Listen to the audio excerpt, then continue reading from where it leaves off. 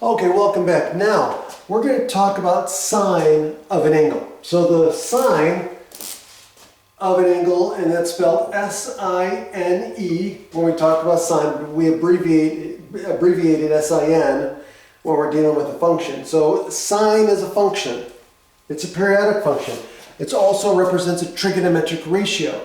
That trigonometric ratio is whatever the given angle is, the sine of that angle is opposite length, the opposite side length, divided by the length of the hypotenuse. Okay? So in this case here, if we have a triangle, and we'll call this C1, C2, and C3, well, if I'm given the angle theta is equal to 20, right? So let's say theta is equal to 20 degrees.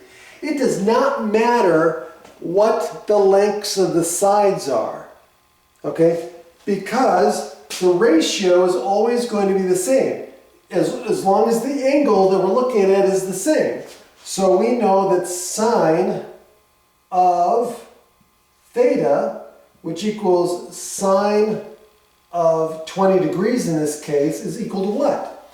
It's equal to the opposite over hypotenuse. Opposite over hypotenuse, which means opposite B1 divided by the hypotenuse, C1. But that's also going to be equal to B2 divided by C2. And that's also going to be equal to B3 divided by C3. So the cool thing about the trigonometric functions is all you need is the ratio of the sides. The size of the triangle is irrelevant. The sine, as long as the given angle is the same, those ratios will always be constant. Okay, they will be the same. Okay, so always remember opposite over hypotenuse. If it's the sine of an angle, it's always opposite over hypotenuse. That's the definition of the sine function, that trigonometric function.